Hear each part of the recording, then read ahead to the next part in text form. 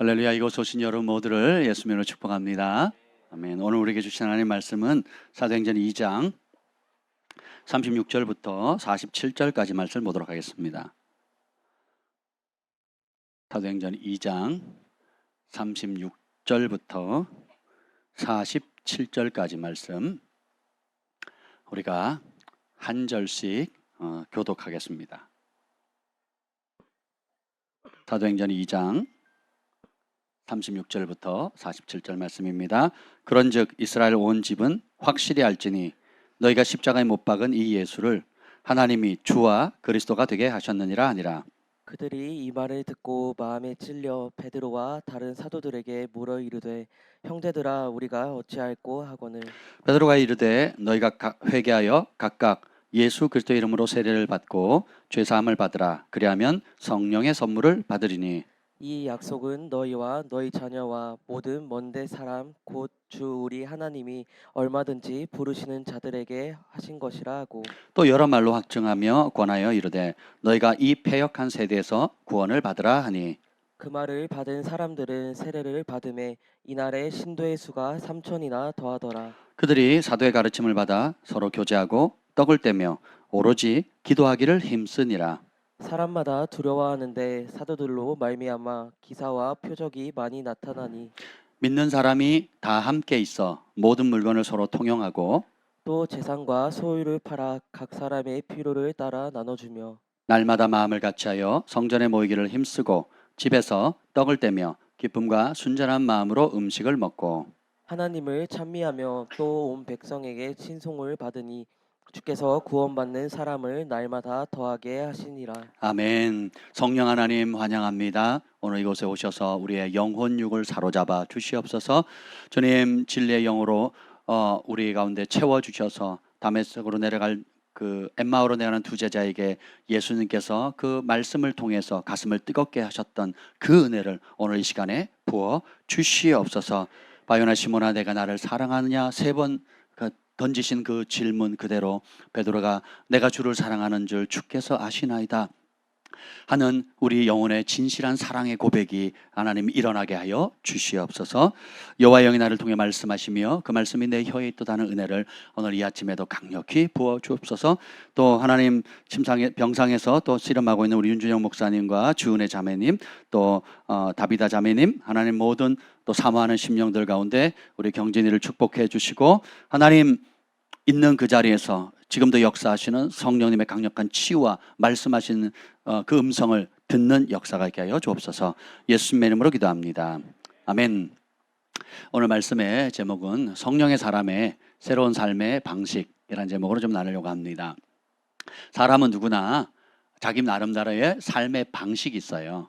그래서 일본 사람들의 삶의 양식과 패턴들, 문화, 교육 여러 방식들이 있죠. 또 미국 사람들은 우리 옛날에는 코쟁이라 그랬는데 코가 높다고. 그래서 미국 사람들은 미국 스타일로 아메리칸 스타일로 이렇게 살아갑니다. 또 유럽은 또 유럽 나름의 낭만이 있고 여러 문화가 있고 또 아프리카는 또 상대적으로 우리가 전혀 다른 환경 속에 살고 있죠. 심지어 에스키모인들을 보세요. 우리 같으면 살겠습니까? 거기에 땅 1000평과 좋은 집을 줄 테니까 가서 살라 그러면 여러분 살 수 있겠냐고요. 못 사는 거죠. 환경, 언어, 문화, 상황에 따라서 우리는 다 다양한 배경 가운데 살고 있습니다. 그런데 하늘에서 보면 두 가지 삶의 양식밖에 없어요. 하나님과 함께 살아가는 삶, 하나님 없이 내 기준에 옳은 대로의 삶을 살아가는 겁니다.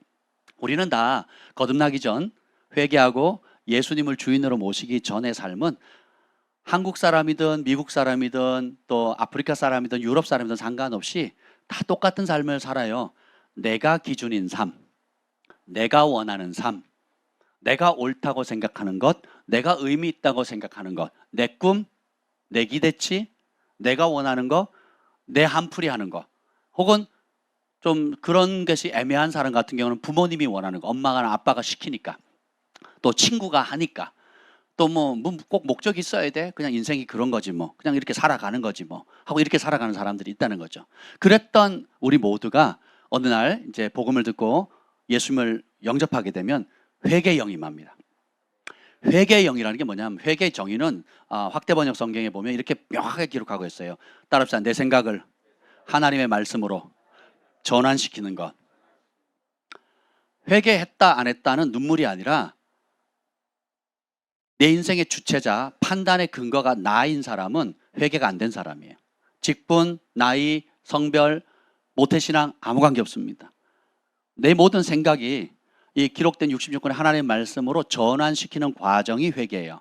그래서 한 번에 큰 회개의 전환점도 있는가 하면 그 전환점 이후의 회개는 날마다 해야 됩니다. 여러분 예수 믿고 예수님을 주님으로 영접하면 성경 66권의 말씀을 전부 다 여러분의 것으로 받아들여요, 안 받아들여요?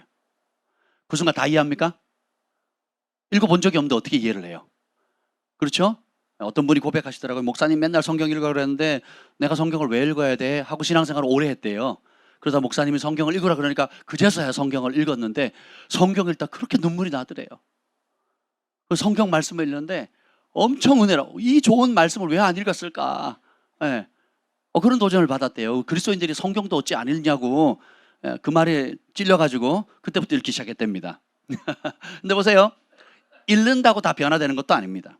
따라합시다. 읽고 깨닫고 순종할 때 내 것이 되는 거예요. 어제 텐트를 치는데 제가 동영상으로 미리 텐트 칠 사람들에게 치는 법을 알려줬어요. 근데 이게 잘 치는 사람은 2시간이면 치고 좀 그래도 여러 사람이 합치면 4시간이면 치고 보통 사람이 치면 이틀을 쳐야 되는 거예요. 그래서 우리 주한이가 아빠 이 텐트 치는데 얼마나 걸려요? 그래서 똑같이 얘기했죠. 한 4시간 걸릴 거야. 정말 잘 치면 2시간. 근데 보통 사람은 1박 2일이야. 많이 걸리면 이틀 3일도 걸려. 사람마다 다른데 그렇게 오래 걸리냐요? 그렇게 보이지 않는다는 거죠. 뭐 텐트 하나 치는데 그렇게 걸리냐고. 막상 가보니까 벌써 땅에 팩을 봤는데 안 들어가. 그리고 텐트를 억지로 쳤는데 이제 고리와 고리 연결해야 되거든요.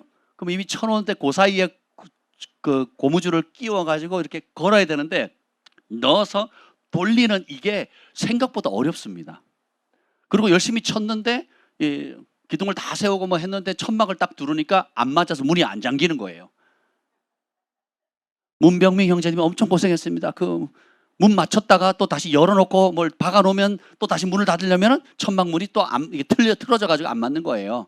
이거 낑낑대느라고 또 못이 없어가지고 우리 안동명 형제님 또 가가지고 가는데 20분 오는데 20분 또 오다가 또 영빈이 안 태워가지고 다시 갔다가 또 오고 2시간 날린 거예요. 2시간 이렇게 텐트를 치니 얼마나 어렵겠습니까? 근데 어제 텐트를 쳤습니다. 그리고 200m의 그 야외 전등선 조명을 설치했습니다. 절반은 우리 정관동 헤어 스케치에서 협조를 해줬고 절반은 우리 영빈이랑 우리 재혁이가 우리 예일이가 그 노하우를 배워가지고 사다리를 타면서 다 쳤습니다. 할렐루야. 이제 모든 여러분 집에서 야외 조명을 설치할 때는 영빈이와 우리 재혁이를 부르시면 돼요. 아멘. 이 아이들 또래 단 한 번도 경험하지 못한 일을 했거든요. 그리고 이렇게 하면 된다고 가르쳐 주니까 순식간에 그걸 하는데 되게 은혜가 되더라고요. 그래서 어제 우리 다음 세대 아이들 주원이부터 시작해가지고 우리 소망이 온유까지 담비까지도 막 얼마나 기쁨이 되는지 되게 감동을 받았습니다. 여러분 하나님 말씀도 마찬가지죠. 머리로 안다고 됩니까?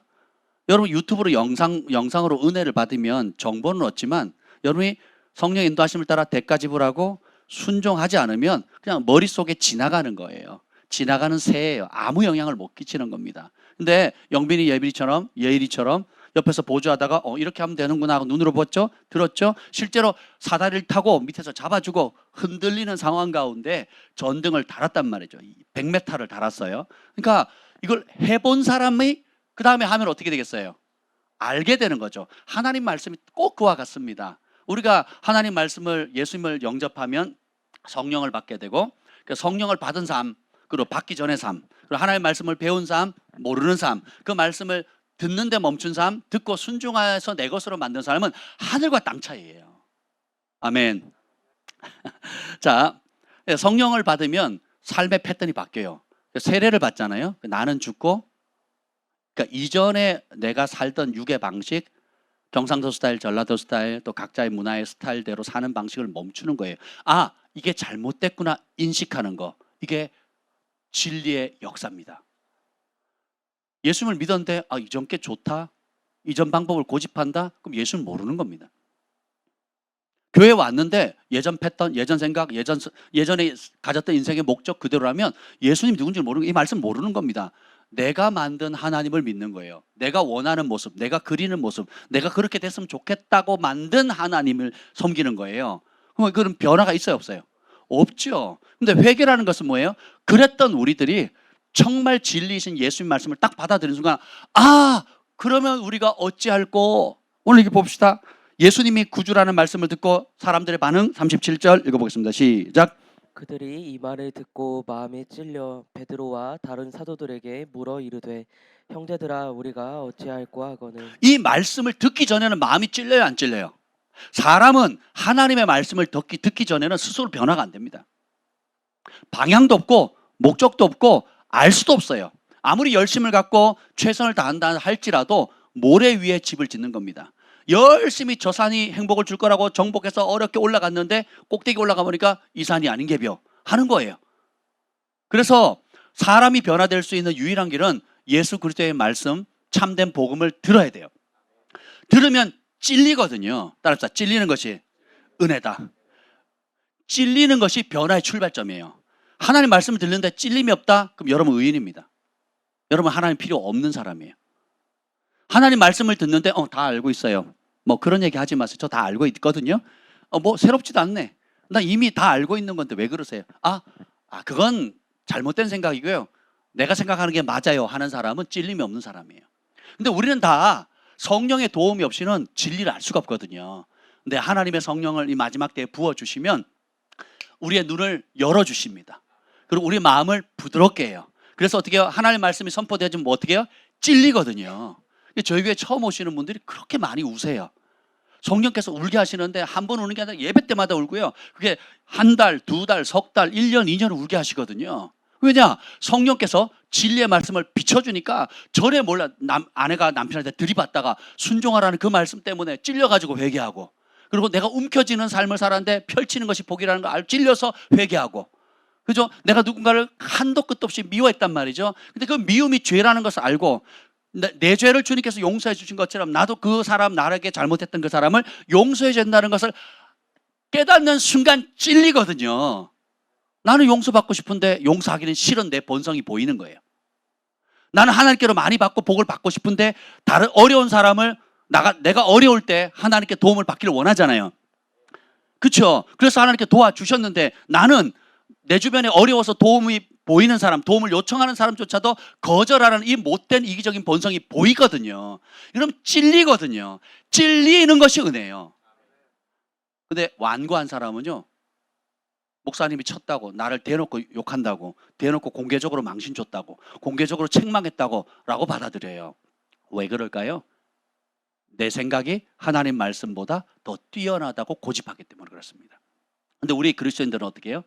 내 생각을 내려놓고 하나님의 말씀이 영원한 진리라는 것을 인정하는 거예요. 이게 출발점입니다. 첫 단추예요. 그래서 여러분이 하나님의 말씀에 깊이 찔리고 이것이 은혜예요. 그러면 찔린 다음에 방법을 알아요, 몰라요? 그러면 우리가 어떻게 하면 좋겠습니까? 라고 반응하는 거. 이게 겸손입니다. 여러분이 새로운 삶에 성령에 받고 새로운 삶의 패턴을 잡아야 되는데 그 첫 번째가 뭐냐면, 따라합시다. 내게 답이 없습니다. 이 사람들이 저는 자기들이 옳은 일 했다고 생각해요. 예수님을 십자가에 못 박은 거 옳은 일이라고 생각해요. 그분의 혜택도 치유와 공급과 온갖 기적은 낼름 받아먹고 자기가 원하는 모습이 안 되니까 십자가에 못 박아라 죽으라는데 동조했잖아요. 그렇죠? 그러다가 성령님이 오시니까 딱 말씀을 베드로가 전하고 그 말씀이 들렸을 때, 성령의 도움으로 말씀이 들렸을 때 깨달으니까 어떻게 해요? 찔리고, 그 다음에 어떻게 해요? 우리가 어떻게 할꼬 했을 때 또 다른 해답은 또 내 방식대로 가는 게 아니에요. 그때 누가 답을 줍니까? 베드로가 답을 주거든요. 베드로가 누구의 말씀을 인용합니까? 예수님의 말씀을 가르쳐 주는 거예요. 우리가 행복할 수 있는 방법, 내게는 답이 없다는 걸 인정하는 거. 이게 회개의 첫 출발점입니다. 여러분 인생, 여러분 답을 알고 있어요? 우리 자녀 여러분, 우리 청년, 청소년 여러분, 여러분 인생의 답을 알고 있어요? 어디로 가야 될지, 뭘 선택해야 될지, 어떻게 살아야 될지, 어떻게 죽어야 될지, 무엇을 해야 행복할지, 무엇을 하면 불행하는지 여러분 답을 다 알고 계십니까? 알고 계신 분 저한테 좀 알려주세요. 저도 좀 배우게. 아무도 없어요. 저도 학창 시절 돌이켜 보니까 어느 날 어머니가 여기 뭐지 이거 손수건에다가 핀을 하나 틱 꽂아주더니 어디 가재요. 거기가 어디예요? 국민학교예요. 초등학교 아니었어요. 국민학교. 국민학교 갔더니 나같이 전부 다 코 찔찔 흘리면서 여기 손수건 하나에다가 핀 딱 꽂아가지고 줄을 운동장에 딱 서 있더라고요. 그렇게 했더니 이제 가방 챙겨주고 학교 가라면 가고 오라면 오고 숙제 내주면 하고 중학교 가랬더니 가야 되나 보다 하고 갔어요. 다른 친구들 다 가니까 갔어요. 그러니까 중학교 중3 되니까 다른 친구들 다 어디 가요? 고등학교 그러니까 간 거예요. 고등학교 가니까 고등학교를 왜 공부를 왜 하지? 그랬더니 대학을 가야 된대요. 그래서 그냥 공부한 거예요. 내 생각 하나도 없어요. 다 그렇게 사니까 엄마 아빠 그렇게 해야 된다니까 학교 선생님이 그렇게 가르치니까 여전히 나는 누구인가? 여전히 내 인생의 목적은 몰라요. 그래서 배우는 것이 다른 사람의 기대치에 맞추는 습관. 내가 누군지도 모르고 남이 만든 내 모습, 남이 기대하는 내 모습, 남이 원하는 내 모습으로 진짜 내 모습을 모르는 겁니다. 그래서 부르심이 그렇게 중요한 거예요. 따라합시다. 부르심은 만드는 것이 아니다. 받는 것이다. 하나님께서 오늘도 보면 모든 하나님께로 부름받은 자들이 다 이런 표현이 나옵니다. 우리는 부름을 받았거든요. 여기 볼까요? 부르심이 나와요. 여기 2장 39절 읽어봅시다. 2장 39절 시작.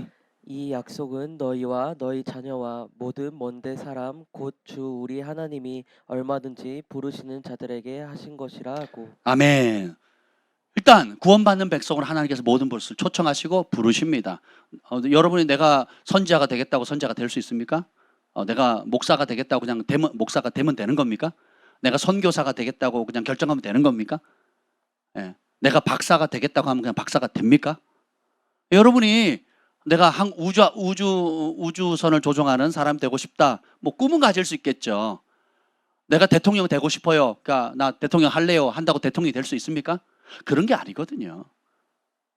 그렇게 되는 게 아니에요. 소소한 일거리야 그냥 하면 되지만 여러분의 천직, 태어난 목적, 하늘에서 파송받은 목적, 그리고 살아야 할 이유, 여러분을 통해서 이루실 하나님의 놀라운 계획과 뜻, 그리고 그것을 마무리했을 때 주님 앞에서 돌아갈 때 하나님이 결산하실 거거든요.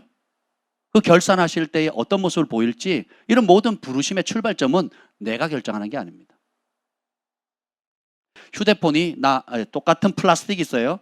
똑같은 플라스틱 있고 똑같은 이게 반도체 자료가 있는데 이 휴대폰이 나 휴대폰 만들어주세요 해서 만들어지는 게 아니잖아요. 만드신 분이 계획하시고 목적하는 대로 그래 너는 똑같은 플라스틱인데 휴대폰 케이스가 되라. 그래서 얘는 휴대폰 케이스가 된 거예요. 똑같은 플라스틱인데 만드신 분이 어떻게 너는 그 빗자루 대가 되라. 그럼 빗자루 대가 되는 거예요. 이해가 되시죠? 빗자루가 결정하는 게 아니죠.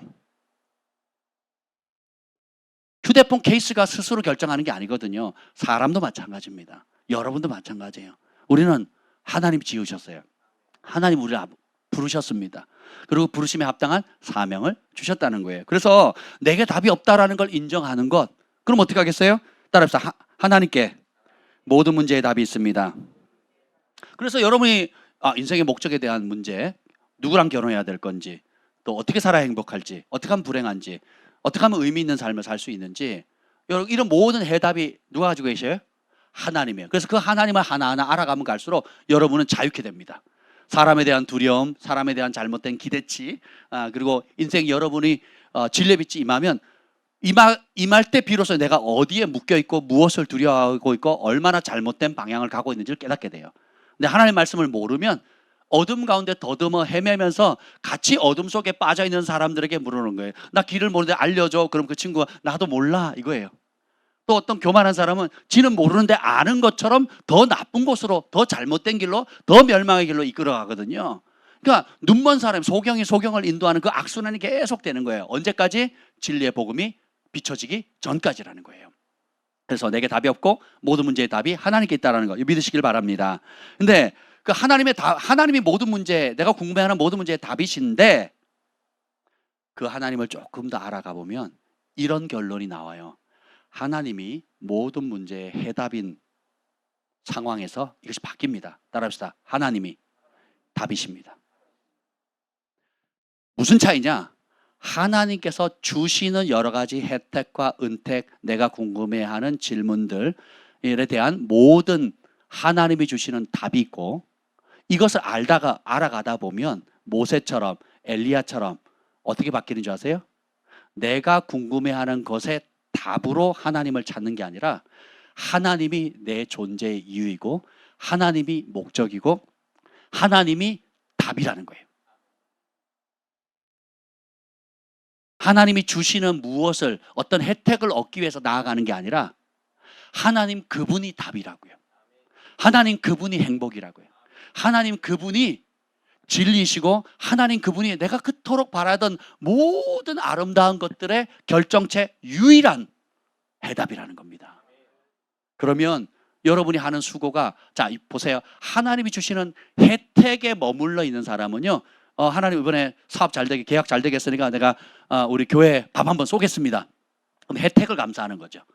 그렇죠? 하나님이 또 이번에 우리 아들이 대학을 붙어서 뭐 잘 돼가지고 학위를 땄습니다. 그래서 기념으로 우리가 선교사님을 위한 선교관을 하나 짓는데 내가 후원하고 싶습니다. 혜택에 대한 감사거든요. 그런데 이 혜택에 대한 감사의 부정적인 면이 뭐냐면 내 기대치가 안 되면 이런 반응을 보입니다. 내가 그렇게 봉사했는데 왜 이번 달엔 사업이 안 돼요? 왜 이번 달에는 우리 아이가 그 취직시험에 떨어졌어요? 혜택의 기준으로 생각을 한다면요, 여러분 다 조건부 계약을 맺는 거예요. 잘해주면 내가 조금 더 감사하고 안 잘해주면 싫다는 거죠. 그런데 우리 주님이 얼마나 소중하고 귀한 분이라 알게 되면 완전히 바뀝니다. 내가 이 모든 걸 다 잃는다 할지라도 저는 예수님을 잡겠습니다. 똑같이 일을 시켜도요, 언제 일이 끝나요? 언제 밥 먹어요? 언제 간식 줘요에 관심 있는 사람이 있어요. 저희 교회는 그런 사람 없습니다. 저만 빼고. 저는 먹어야 힘을 내기 때문에 어제 밥을 먹으라고 막 3번 4번 보내도 이 일을 마무리해야 되기 때문에 밥을 안 먹고 열심히 일하는 모습 매번 합니다. 왜 그러냐? 그 가치 자체를 귀하게 여기는 사람들은 마음을 쏟거든요. 근데 그렇지 않으면요, 조건부로 하게 되는 겁니다. 우리가 주님을 알게 되면 이런 반응이 나와요. 주님을 제대로 모르면 이렇게 했는데 왜 이렇게 대하세요? 라는 태도예요. 큰아들처럼. 그런데 주님을 알게 되면 써주셔서 감사합니다. 주님과 함께 할 수 있는 그 자리, 그냥 주님 곁에, 주님 전에, 주님의 백성과 함께, 주님의 몸된 교회와 함께 있는 것만으로 감사합니다. 그래서 하나님 내게 사업의 복을 주셨고, 내게 직장을 주셨고, 내게 가정을 주셨고, 그래서 이 모든 내게 은사를 주셨잖아요. 이 모든 주신 은사를 가지고 주님을 위해 쓸 수 있도록 써주셔서 감사합니다. 이렇게 되는 거예요. 아멘. 이걸 아셔야 돼요. 근데 이걸 모르면 자기가 하나님 앞에 뭔가 좀 적선을 한 것처럼, 하나님 내가 이번에 요만큼 했으니까 좀 어떻게 좀 잘 좀 해주세요. 이런 어떤 전혀 분위기 파악을 못하는 거죠. 누가 다 주셨는데요. 모든 좋은 것이 빛들의 아버지로부터 왔잖아요. 우리의 건강, 재능, 이 모든 걸 다 주님이 주셨기 때문에 주님을 위해 쓸 수 있다는 게 얼마나 큰 축복입니까? 아멘. 그렇게 바뀌시기를 예수님으로 축복합니다. 오늘 여기 보면 예수님이 죽으셨다는 것이 제자들에게는 절망이었고 두려움이었어요. 그런데 예수님이 십자가 달리기 전에 약속하시죠. 아버지의 약속하신 것을 기다리라. 그리고 뭐라 그래요? 성령을 받으라 그러죠. 나에게 해답이 없다는 걸 인정하시는 분만 아멘. 그럼 거기서 멈추면 절망입니다. 여러분이 지금까지 여러분의 나이만큼 살아오면서 최선을 다했죠. 근데 여러분이 해답이 됩니까? 해답이 안 되잖아요. 심지어 교회라는 단체도, 종교기관조차도, 또 심지어 나를 그토록 내리사랑해주는 부모 형제도 해답이 안 될 때가 있거든요. 한계가 있어요. 우리가 할 수 있는 사랑, 우리가 할 수 있는 노력은 한계치가 있어요.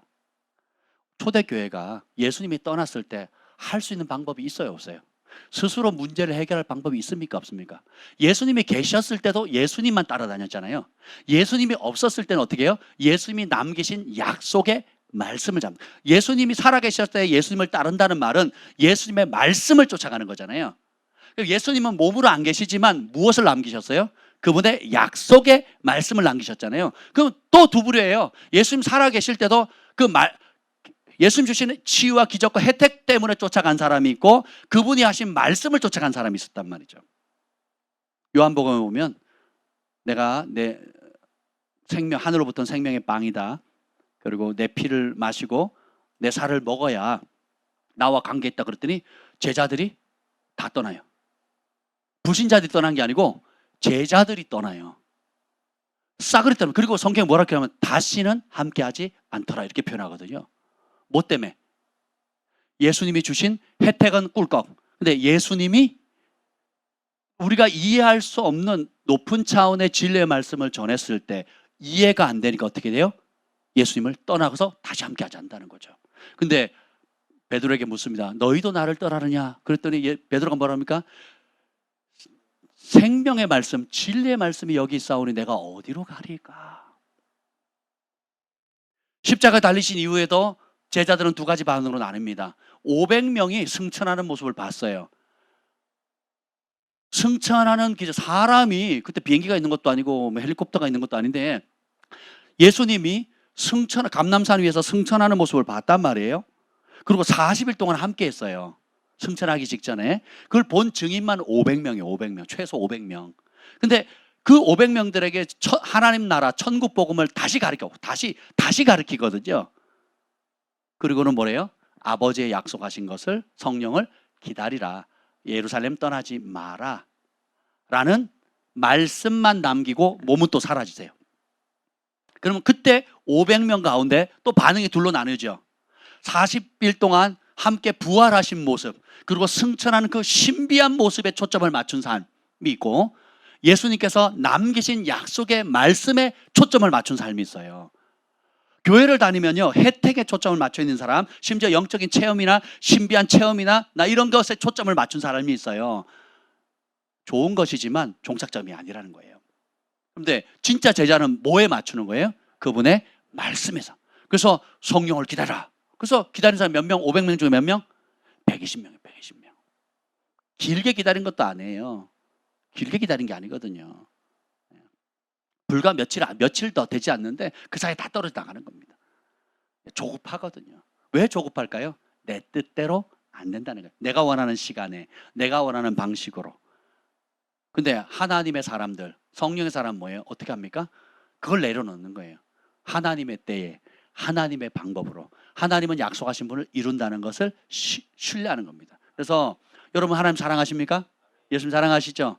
그래서 바울이 가르쳐준 사랑의 첫 번째 속성, 고린도전서 13장의 사랑의 첫 번째 속성이 뭐예요? 사랑은 언제나 참는 거예요. 참는 거. 왜요? 신뢰하니까. 신뢰하는 만큼 참을 수 있어요. 신뢰가 안 되면 조급합니다. 그리고 뜻대로 안 되는 것을 사람이나 주변 환경이나 과거의 사건이나 심지어는 자신에게 정죄의 화살을 던지게 되는 거예요. 그래서 나도 망하고 남도 망하게 하고 하늘의 부르심도 닫게 되고 결국은 절망의 늪에 살아가는 겁니다. 근데 주님께서 그것을 되돌이키시는 거예요. 아멘. 그래서 하나님이 답이십니까? 아멘. 하나님이 여러분 모든 문제에 답을 주시는 분에서 이제는 하나님 자신이 답이어야 돼요. 그러면 정말 그런 사람은 어떻게 되느냐? 하나님이 전부가 되는 겁니다. 전에는 하나님께 내가 원하는 것을 이루어 달라고, 원하는 가정, 원하는 결혼, 원하는 직장, 원하는 기도응답 이런 관점으로 있었다면 이제 주님을 알게 되면 하나님이 전부예요. 그래서 오늘 찬송했던 건데 먼저 그 나라와 그에 의해 온통 마음이 가 있는 거예요. 내가 숨 쉬는 이유, 돈 버는 이유, 공부하는 이유, 내가 오늘 하루를 눈 뜨는 이유, 오늘 하루를 눈 감을 수 있는, 다시 내일 눈 뜰 기대치가 있는 이유가 뭐예요? 하나님이 내 삶의 이유가 되는 거예요. 예수님이 제 존재의 이유가 되는 겁니다. 그럼 사람이 인정하든 인정하지 않든, 누가 대우를 해주든 대우해주지 않든, 직분을 인정하든 인정하지 않든 상관이 없어요. 저희 교회 왜 직분을 다 내려놨습니까? 왜 그랬습니까? 여러분이 진짜 하나님을 사랑하고 성령에 사로잡힌 바 되어서 여러분들이 주님을 기쁘시게 하게 되면 직분이 없어도요, 여러분 주변이 가마력이 있기 때문에 주변에 사람들이 모입니다. 살살 얘기해도 크게 들어요. 우리 경환이를 보면 참 신기한데요, 경환이가 뭘 한다 그러면 다 모여요. 경환이가 안 한다 그러면 절반으로 줍니다. 미리 공지하죠. 그럼 안 하려고 해요. 근데 하겠다 그러면요 모입니다. 심지어 주일 학생들까지. 주일 학생 뭐 그러니 안 그러니 주원아? 그치? 경환이가 지금 다 보고 있어. 응. 군대를 간다니까 난리가 났습니다. 난리가. 주일 학교부터 시작해가지고 중고청 난리가 난 겁니다. 반대로 아무리 타이틀 있고 아무리 직분이 있다 할지라도 예, 그 삶이 진짜 내가 하나님을 기도하고 하나님 의지하고 찬양하고 섬기고 어려운 사람 돌보고 한 그런 삶의 열매가 없으면 내가 이런 직분을 가지고 있고 이런 신학교를 나왔고 이런 사역을 했다는 것 자체가 아무 의미가 없습니다. 그래서 여러분 예수님께서 스스로 어떤 타이틀을 지칭하지 않으셨죠. 네. 그럼에도 불구하고 어떻게 해요? 사람들이 예수님이 가는 곳마다 쫓아가잖아요. 심지어 눈 떠보니까 배가 한 척 없어졌어요. 이미 밤에 새벽에 예수님과 제자가 갈릴리 바다 건너편으로 넘어가 버린 거예요. 그 사람들이 어떻게 해요? 가셨네. 아쉽다. 이러고 이래요? 아니죠. 어떻게 해요? 그 갈릴리 바다 반대로 걸어가지고 돌아가는 거예요. 이게 보통 어려운 게 아닙니다, 여러분.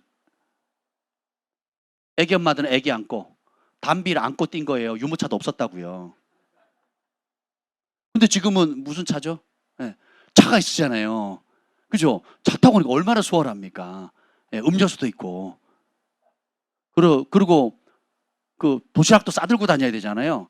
여러분 가면 GS샵 얼마든지 곳곳에 24시 세븐일레븐부터 막 시대가 완전히 다른. 그때는 몸으로 뛰! 앞자리 맡으려면 뛰어! 그래서 들고 뛰어야 되는 거예요. 양쪽에 팔 끼고 도시락까지 싸들고 그러고 가야 되는 거예요. 그래서 예수님께서 산상수훈을 가르치거나 광야에서 가르칠 때 사흘 동안 있었거든요. 텐트도 안 치고 그 야외에서 있어야 되는 겁니다. 그렇게 사모함으로 다녔거든요. 아멘. 그럼 우리 얼마나 배부른 겁니까? 텐트 이번에 안 쳐드리려고 했는데 그래도 이제 시대가 바뀌었기 때문에 은혜의 자리 한번 생각해 보세요. 그러니까 여러분들이 내가 기준을 하나의 말씀을 바꾸면 다 행복입니다. 근데 그 기준을 내가 익숙했던 거, 옛 패턴, 옛 삶, 옛 사고방식, 세상의 방식을 고집하면 어떤 좋은 환경을 주고 어떤 은혜를 줘도요 입이 만큼 나옵니다. 예수님이 기적과 이적을 행하니까 그 환자들, 아픈 사람, 병든 사람, 소외된 사람 얼마나 기뻐합니까? 마을 전체가 축하를 하죠. 그때 분노하고 열받아하는 사람이 있거든요. 바리새인과 서기관들이에요. 왜 그래요? 마음의 기준이 진리에 가 있지 않고 자기에게 가 있거든요. 그러니까 어떤 기적, 죽은 자가 살아나도요. 나사로가 살아나니까 누가 죽이려고 해요? 나사로 한 사람 때문에 나사로가 살던 마을 사람들 다 죽기로 돌아왔고 그 주변 마을 사람도 다 돌아왔거든요. 너무 많이 돌아오니까 바리새인과 서기관들 위협감을 느끼는 거예요. 그래서 암살자 보내서 나사로를 죽이려고 여러 차례 시도했거든요. 제가 목사님들한테도 이런저런 성령의 역사와 기적의 역사를 나눴더니 제가 충격받았어요. 그 제가 성령께서 이런 초자연적인 역사를 했습니다 얘기를 했더니 제가 충격받았어요. 다른 목사님과 같이 있었는데 목사님 안색이 확 바뀌는 거예요. 그런 게 성경에 어디 있습니까? 그런 게 성경에 어디 있습니까? 그 제가 헉 했어요. 아니 이런 초자연적인 성령의 역사와 기적을 안 믿는 불신자도 그 얘기를 하면 이야 하나님 그렇게 살아계세요? 그렇게 병을 고치셨어요? 그런 기적을 행하셨어요? 우와 정말 대단하시네요. 이런 반응이거든요. 여기 주차장 관리하시는 분 좀 보셨죠? 제가 하나님께서 농내장 우리 안동명 형제님 어머니 장모님 69세 할머니 2, 3년 안에 실명한다고 하던 그분이 예수님이 고치셔가지고 완치됐고 그 다음에 시력이 2.0이 됐거든요. 그랬더니 그 얘기를 했더니 이 옆에 주차장 관리하시는 지금 여러분 보신 그 어르신이 뭐라고 하는지 우와 그 세상에 이런 일이 나와야 되겠네요. 세상에 이런 일이 뭐 이런 프로그램 있잖아요. 거기에 나가도 되겠다고 막 같이 기뻐해 주거든요. 이게 정상 아니에요? 근데 오히려 목사님들은요 화를 냅니다. 박 목사 이상해. 꼭 그렇게 믿어야 돼? 제가 주님의 얼굴을 구한다고 8개월 동안 사역을 내려놓고 주님의 얼굴만 구했습니다. 철회하면서 모든 수입을 다 끊고 죽으면 죽으리다. 주님 만나주지 않으면 난 사역하지 않겠습니다. 하고 8개월을 철회했으면 그것도 밴쿠버에서. 한국에 있으면 비빌 때라도 있죠. 친인척, 가족들, 형제들, 친구들이 있어서 비빌 때라도 있죠. 근데 밴쿠버는요 다 그러니까 추방당하는 거 월세 못 내면 그냥 쫓아내거든요. 근데 제가 다 차단을 했어요. 다 차단하고 주의 얼굴만 구했거든요. 그래서 제가 한국에 잠깐 들어올 일이 있어서 어느 목사님께 제가 이렇게 주님의 얼굴을 사모합니다. 제가 존경하는 목사님이에요. 존경하는 목사님인데 저를 많이 또 어려울 때 많이 도와줬던 분인데 제가 이렇게 주님의 얼굴을 구합니다. 그래서 기도해 주세요라고 얘기를 했더니 안색이 바뀌시는 거예요. 뭐라고 그러는지 아세요?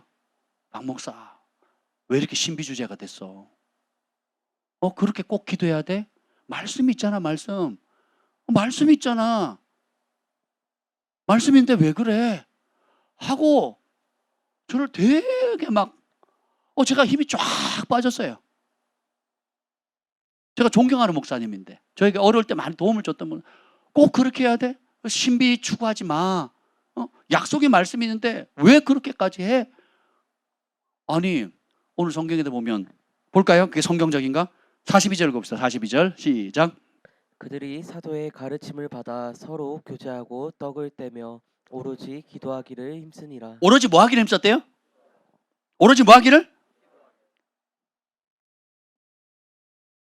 쉬지 말고 기도하라 그랬잖아요. 그 사도들의 주된 목적이 뭐예요? 아침, 점심, 저녁 3번씩 뭐예요? 기도의 전무. 7집사를 세운 이유가 뭐예요? 말씀과 기도에 전무하기 위해서거든요. 그럼 한국 목회자는 말씀 연구는 굉장히 헌신돼 있어요. 그리고 그 교육의 수준이 세계 최고입니다. 한국 목회자들이 신학 교육을 받고 하는 그 수준은 거의 세계 최고 수준이에요. 어느 신학교에서도 가르치지 못할 정도. 그것도 모자라가요. 뭐 박사과정 또 뭐 무슨 정식 신학교가 아니래도 각 분야의 전문문, 내적 치유부터 해가지고 온갖 분야의 교회 성장학부터 해서 뭐 온 각 분야의 근데 보세요. 사도들처럼 예수님처럼 기도하는 목회자는 거의 없습니다. 말씀에 연구하는 것에 절반만큼이라도 기도하는 목회자가 없습니다. 가물에 콩 났다거든요. 그리고 기도에 우선순위를 두고 기도하는 목회자 거의 없습니다. 그러니까 어떻게 해요? 머리만 큰 거예요. 예, 텐트는 이렇게 치면 된다. 그 반은 이렇게 골면 된다. 영상으로 봤거든요. 그리고 너무 잘 알아요. 해봤냐고요. 말뚝 박아 보셨냐고요. 기도하면 하나님 응답한다는 거 가르치죠. 기도해 보셨냐고요. 기도하면 하나님 응답하는 거 믿으시죠? 근데 기도해 봤냐고요. 엘리야처럼 무릎과 무릎 사이에 머리 쳐박고 7번씩이나 기도해야 된다는 거, 예수님이 땀방울이 핏방에 들어 모세혈관이 터지도록 기도해야 된다는 거 가르치고 감동적이게 하지만 그렇게 해 보셨냐고요. 해 보지도 않고 머리로만 재는 거거든요. 병든 자를 놓고 기도하고 귀신 들린 사람 놓고 기도했을 때 나타난 여러 반응들, 하나님이 역사하셨던 걸 어떤 때는 왜 치유가 되고 어떤 때는 되지 않는지, 어떤 때는 귀신이 떠나고 왜 어떤 때는 안 되는지 현장에 부딪혀 봤냐고요. 근데 그런 건 안 하고 책만 읽는 거예요. 영상만 보는 겁니다. 그리고 감동적인 레파토리, 세바시, 세상을 바꾸는 15분. 그 연출가들이 대본을 다 쓰잖아요. 대본대로 움직이는 거거든요. 그 안에 많은 과장이 있고 또 어떤 감동을 주기 위해서 뒤틀어 놓은 것들이 굉장히 많거든요. 실제 삶이 그렇지 않아요, 여러분. 부분적으로는 맞지만 그렇지 않거든요. 설교를 그런 식으로 하는 거예요, 설교를. 대본에 딱 짜가지고 설교학 교수들이 그렇게 가르친다니까요. 이렇게 가서 예화는 이렇게 쓰고 40분 안에 끝내야 되고 20분이면 더 좋고, 그래서 클라이막스를 꼭 쳐야 되고, 한 번 칠 거냐, 2번 칠 거냐, 3번 칠 거냐, 그렇게 해가지고 다 이렇게 결단하게 해서 짜잔 이렇게 깔끔하게 해야 돼요. 세련되고 깔끔하게 해야 된다고. 그래서 20분 안에 설교 끝내야 된다고. 예수님 설교가 그랬습니까? 예수님 설교가 20분에 끝났나요? 3일을 해도 안 끝났어요. 바울은 밤새 설교하다가 졸아서 떨어져 사람 죽였잖아요. 한번 생각해 보세요, 여러분. 신학교 교육이 지금 제대로 가르치고 있습니까? 그래서 그 졸업하는 신학생들이 제대로 목회하고 있습니까? 목회는 둘째 치더라도 하나님과 올바른 관계를 가지고 있습니까? 엉망이거든요, 엉망. 그래서 교회를 개척을 못 하잖아요. 개척을 못 해요. 근데 보세요. 1907년대 평양에 부흥이 터지고 또 미국의 아주사에 부흥이 터졌을 때 1900년대 초창기에, 그리고 유럽에도 그때 그 시점에 다 부흥이 터졌거든요. 전 세계 동시다발적인 성령의 폭발적인 부흥이 일어났거든요. 그럼 어떻게 했느냐? 하버드대, 옥스퍼드대, 그리고 캠브리지대, 그때 17, 18, 19, 정말 결혼도 안 한 그 청년들이요, 자기 학벌, 배경 다 내려놓고 어디로 갑니까? 아프리카로, 인도로, 중국으로, 북한으로, 한국으로 배 타고 오다가 절반이 죽고요. 와서 풍토병에 1년 내에 죽고요. 결혼해서 오는 사람은 자녀들을 파묻고요. 그 선교지 땅에서 파묻. 오히려 그 복음을 위해서 그 하나님의 사랑 때문에 내어드려서 험지에 남들이 가지 않는 곳, 복음이 전파되지 않는 곳에 나아가서 주님 나를 보내주십시오. 내가 여기 있습니다. 거기에 주의 복음을 듣지 못하고 지옥으로 가는 수많은 고통 영혼들을 위해서 내가 살리는 일에 나를 사용해 주십시오 하고 헌신했거든요. 이게 붕 아니겠습니까? 지금 거꾸로 돌아가잖아요. 편하고 쉽고 안락하고 노부장되고. 그러면 일반 세상인 사람들이 행복을 추구하는 것과 뭐가 다르겠습니까? 과연 그런 사람이 천국의 소망이 있는 겁니까? 있기는 한 겁니까? 하나님이 살아계시다고 입으로는 말하지만 진짜 마음으로 믿고 있는 거 맞습니까? 아니지요. 그래서 여러분이 내게 답이 없다는 걸 인정하고, 그럼 어떻게 돼요? 하나님께 답이 있잖아요. 뭐예요? 오로지 여러분, 그러니까 하나님을 의지해야 돼요. 따라서 나에게 답이 없습니다. 그래서 하나님 의지합니다.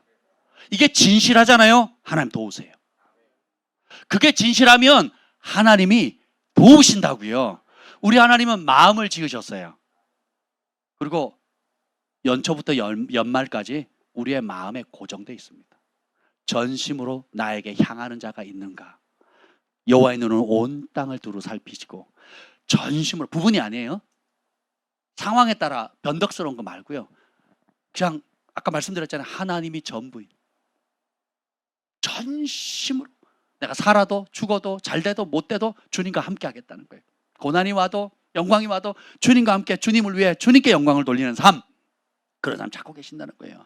그래서 여러분의 환경이나 사람이나 주변에 과거에 여러분 아픔을 줬던, 지금의 이 자리에 있기까지 아픔을 줬던 사건이나 사람에 대한 미련을 버리세요. 아닙니다. 주님께서 40년 광야 동안 이스라엘 백성을 연단 이유가 뭐예요? 마음을 낮추시고, 과연 그런 어려운 가운데서도 내 말을 순종하나 안 하나 살피신다 그랬거든요. 거기서도 주님께서 뭘 체크한다는 거예요? 하나님의 말씀에 대한 태도예요. 근데 우리는 하나님 말씀을 안 보이고 환경이 불었거든요. 내 동기는 잘 되고, 내 친구는 사업이 잘 되고, 내 주변에 자꾸 그걸 보는 거예요. 근데 하나님의 말씀 뭘 보라는 거예요? 환경 상황 보지 않고 진리의 말씀을 붙들라는 겁니다. 여러분이 말씀을 사랑하죠? 말씀을 귀하게 여기죠? 하나님 여러분 귀하게 여깁니다. 근데 여러분 말씀을 멸시하고 가볍게 여기죠? 하나님도 여러분을 멸시하고 가볍게 여긴다고 사무엘상에 나와 있잖아요. 나는 나를 존귀히 여기는 자 존귀하게 여기고 나를 경멸하는 자 내가 멸시하리라 그러셨잖아요. 그래서 우리의 마음의 문제입니다. 고린도전서 8장 3절에 보면, 만일 누구든지 하나님을 사랑하면 하나님이 그 사람을 알아주시니라. 우리의 마음이 진실하게 하나님을 사랑하죠. 하나님 알아주세요. 제가 밴쿠버에서 8개월 동안 주님의 얼굴만 구했다 그랬잖아요. 그러니까 하나님이 까마귀 보내시고요. 그리고 경제적으로는 참 절묘한 타이밍에 하나님 먹을 거 입을 거 월세 렌트비 다 채워주셨거든요. 그리고 더 놀라운 거는 제 인생에서 최고로 하나님께서 높여주셨어요. 밴쿠버 지역사회, 그리고 원로들에게, 그리고 코스타에 라든지 또 한국에 왔을 때도요. 주님께서 가장 높이시니까, 그러니까 하나님이 높이시면 낮출 자가 없다는 걸 그때 깨달은 거예요. 반대로 내가 스스로 높아지면 높아진 만큼 크게 무너지는 거예요. 제가 사역할 때 받은 재정과 하나님의 얼굴만 구했을 때 받은 재정은 비교가 안 됩니다. 차이가 뭐냐? 사역할 때는 정기적으로 월 얼마만큼의 사례가 들어왔죠. 근데 사역을 안 할 때는 언제 들어올지 몰라. 언제 들어올지 모르는데 하나님의 타이밍에 딱 맞춰 들어오는데 몇 배로 들어옵니다. 몇 배로. 왜요? 제가 포기한 게 아니고 될 대로 되라식으로 한 게 아니잖아요. 나에겐 답이 없습니다. 하나님이 답이십니다. 내가 주님께 더 가까이 가기를 원합니다. 내가 주의 종으로 부름받았으니까, 주님, 주인께서 말씀하지 않으시면 저는 움직일 수가 없고, 주님께서 말씀하시면 내가 가기 싫어도 가야 되고, 가고 싶어도 가지 말라 하시면 안 가야죠.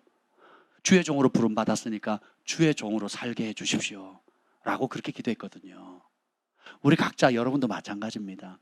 하나님의 백성, 하나님의 자녀로 부름받았다면 그 부름받은 자리를 소중히 여기세요. 내가 하고 싶은 욕심을 내려놓고 하나님이 주신 부르심을 소중히 여기십시오. 그리고 그 일에 전념해 보세요. 하나님이 말로 다 할 수 없는 은혜를 부어 주십니다. 아멘. 그래서 하나님을 의지하는 표현이 뭐예요? 기도하는 겁니다. 성령을 받은 사람은 새로운 삶의 방식을 살아가요. 이전과 달라요. 근데 여전히 요게 잘 안 빠져요. 찌든 때 같거든요. 여러분 그 기름 닦아놓은 행주나 걸레, 수건 있죠. 기름을 닦아서 더러운 기름을 이렇게 막 닦아내면 그게 잘 안 빠지잖아요. 물로 씻어도. 그리고 그걸 손으로 만져 손에도 묻고 그러잖아요.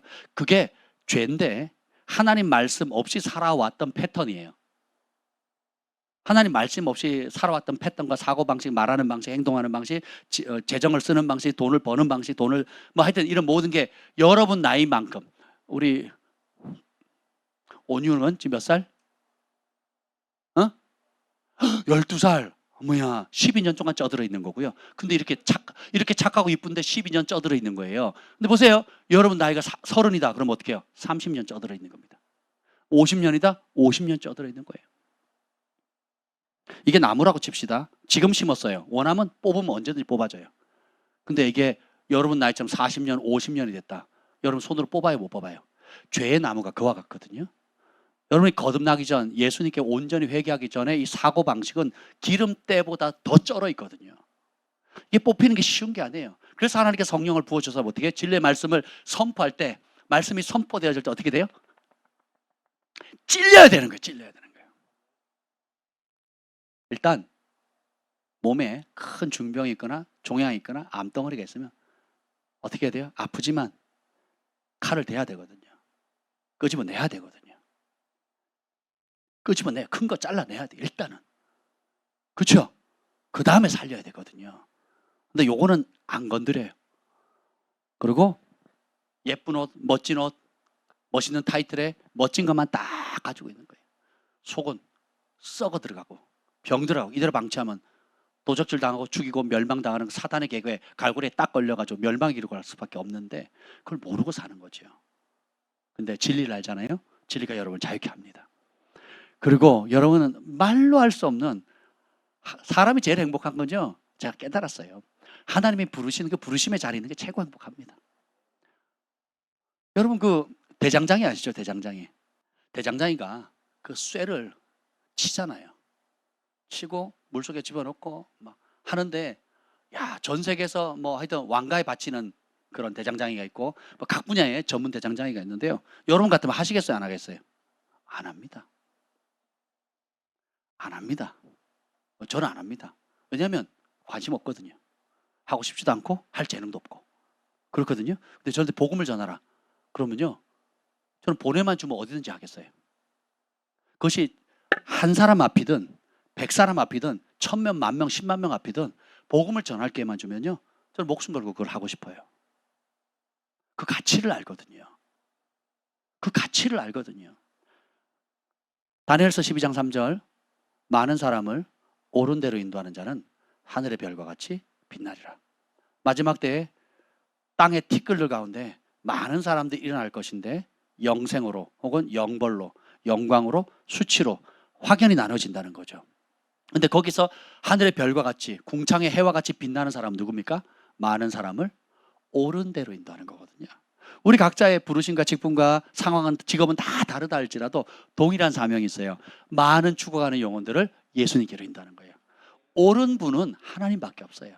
그 하나님이 구원할 수 있는 의로운 길은 예수님밖에 없어요.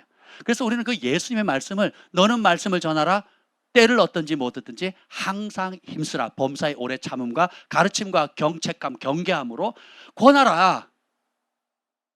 이 하나님의 말씀은 살아서 능력에서 좌우의 날선 어떤 것보다 예리하여 혼과 영과 관절 골수를 찔러 쪼갤 뿐만 아니라 사람을 바르게 함과 의롭게 함과 교훈과 책망함을 주거든요. 그래서 하나님의 사람으로 온전하게 준비하게 한다. 하나님 앞에 설 준비를 만들 수 있게 하는 거거든요. 그래서 직분 다르고 상황 다르고 성별은 다 다르다 할지라도 여러분이 때를 얻든지 못 얻든지 말씀을 전해야 되고, 너희는 온천에 대해 만민의 복음을 전파하라 그랬잖아요. 그래서 여러분의 삶에 있는 자리에서 나는 많은 사람을 예수님께로 인도하는 그 일을 하도록 이 자리에 두셨다는 것을 믿으시길 바랍니다. 그 일에 초점 맞추면 섭섭할 게 없어요. 그 일에 초점 맞추죠. 하늘의 은총이 임합니다. 필요한 것이 공급되어지고요, 없던 재능과 초자연적인 성령의 역사들이 일어납니다. 왜요? 더 이상 내 일하지 않잖아요. 주의 일하는 거거든요. 내 인생의 목적, 내가 설정한 목적대로 가는 게 아니라 하나님께서 주신 하나님의 부르심과 하나님이 기뻐하는 그 일을 하기 때문에 누가 뒷받침해 주는 거예요? 하나님 하시는 거예요. 내가 내 고집 피고 하나님 뜻 밖에, 진리 밖에서 열심을 내면 누가 붙어요? 냄새 나거든요. 악취 나거든요. 그러니까 더러운 영이 붙는 거예요. 악한 영들이. 그래서 불행과 질병과 가난과 고통과 억울함들이 악순환될 수밖에 없다라는 겁니다. 진리는 아주 명확합니다. 그래서 여기 보면 보세요. 사람들이 어떻게 살죠? 회개했죠. 세례 받죠. 그 다음에 죄사함 받죠. 성령 받죠. 그 다음에 이루어지는 게 교회거든요. 여러분 이거 잘 아셔야 돼요. 오늘 성령께서 이 말씀을 주셨어요. 잘 들으세요. 따라합시다. 코로나의 독을 제거하라. 코로나가 준 여러 혜택과 여러 독소 요소들이 있습니다. 지구 역사상 세계 전체가 동시에 멈춘 사건은 처음 있는 일이에요. 지구촌 역사상. 사람이 생존한 이래로 인위적인 질병에 의해서 전 세계가 올스탑한 것은 이번이 처음인 일이에요. 그러면서 여러 가지 사람들의 반응이 드러났습니다. 내가 하나님의 말씀을 의지하는지 매스컴, TV 뉴스를 더 의지하는지, 내 삶의 진짜 주인이 누군지, 내가 무엇을 의지하는지, 무엇을 두려워하는지 코로나를 통해서 다 드러납니다. 교회의 수준, 사역자의 수준, 성도들의 수준, 그리고 한 국가의 수준, 영적 수준들이 다 드러났거든요. 제가 전에 말씀드렸잖아요. 오늘 목사님들이 좀 영향 있는 목사님들이 무슨 중요한 회의를 하자고 모이자고 그랬어요. 그래서 제가 언제 시간 되냐 그래서 시간 되냐 서로 조율하는데 수요일 저녁에 모이면 어떻겠냐고 그 목사님이 제안을 하시더라고요. 수요일 저녁에. 그래서 제가 안 됩니다. 수요일 저녁에 예배 드립니다. 그랬더니 그 목사님의 대답이 뭔지 아세요? 이 와중에 예배를 드리십니까? 였어요.